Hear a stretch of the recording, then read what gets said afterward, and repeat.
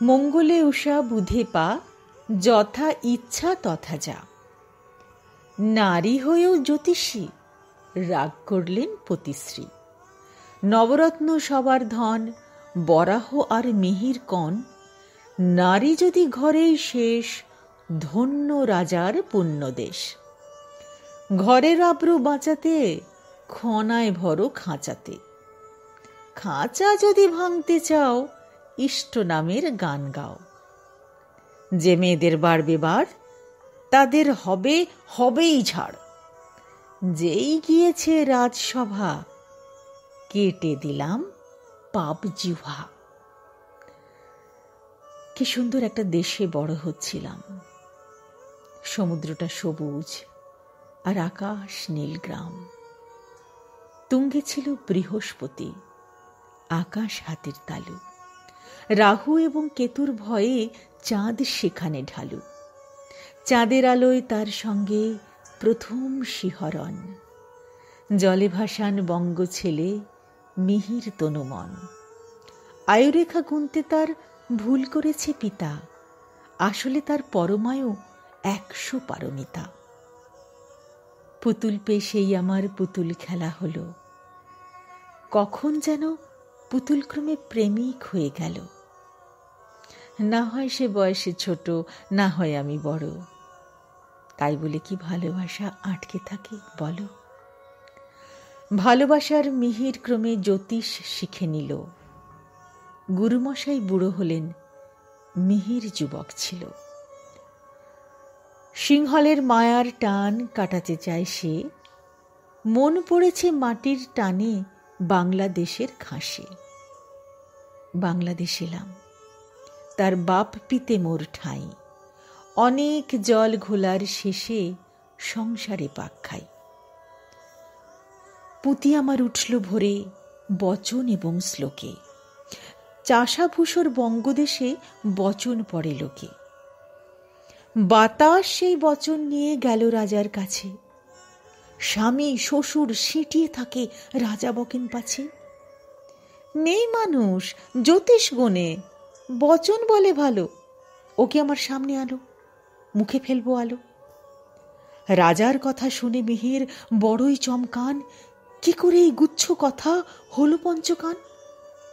বউটা বড় বেহায়া তোর, মিহির শুনে রাখ। জ্যান্ত আগুন ঘরের মাঝে, এখনই ওকে ঢাক।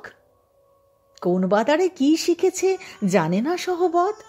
বঙ্গবধূর মুখ কি দেখে সভার পঞ্চকট? বরাহ ক্রুদ্ধ হন, রাজ জ্যোতিষী তিনি। তারই ঘরের আব্রু নিয়ে এমন ছিনিমিনি। বলেন তিনি, শোনো বৌমা, তুমি রাজাকে বলে দাও, জ্যোতিষ কিছু জানো না, শুধু প্রবাদ আওড়াও। ফের যেন দেখি না তোমায় জ্যোতিষ চর্চাতে। এখন থেকে তোমার কাজ বেগুন আলু ভাতে। ওগো বঙ্গদেশ, আমি তোমার বাহুতে মাথা রেখে আশ্রয় খুঁজেছি এতদিন। কেন যে আমায় শুধু ঘোমটাই ঢেকে রাখতে চাও, বুঝতে পারি না আজও। সিংহল সূর্যের নিচে হেঁটে বেড়াতাম আমি। শিরদাঁড়া সোজা রেখে সে দেশের গাছ মাটি সমুদ্র মানুষ কেউ আমাকে মেয়ে বলে হেলা করতো না। এই সভ্য বঙ্গদেশের নারী মুখশ্রী বড় অসহায়, পরাধীন, ঠুনকো, ভঙ্গুর। মেয়েরা জ্যোতিষী নয়, মেয়েরা বচন বলবে না, কে বলেছে এসব নিয়ম? আমার ভেতরে যদি আগুন জাগ্রত থাকে, কতদিন ছাই চাপা দেবে?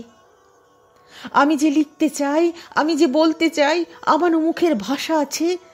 সে ভাষা শোনার মতো মন নেই তোমাদের?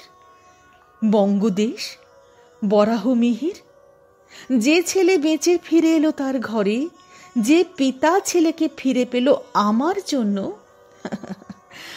আজ আমাকেই এক ঘরে কোণঠাসা করে হেসেলে বন্দি করে রাখে। রাজা যদি গুণীজনের সমাদর করে, আমারও মাথার পরে যদি সে সম্মান তোমাদের এই পাশে দাঁড়িয়ে নিতে পারে, ক্ষতি কি মিহির তাতে? ক্ষতি ছিল বড় ভয়ানক, ক্ষতি হলো বড় ভয়ানক। জীব সামলাতে পারিনি, জীব আগলাতে পারিনি।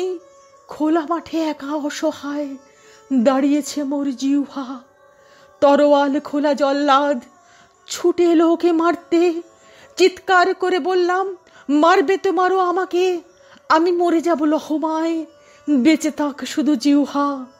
সুবচিনী এই মেয়েকে দুর্মুখ করে তুলো না, বেঁচে থাকো তুমি বরাহ, বেঁচে থাক ন্যায় দণ্ড, শুধু মেয়েদের কথা বলবার অধিকার কেড়ে নিও না।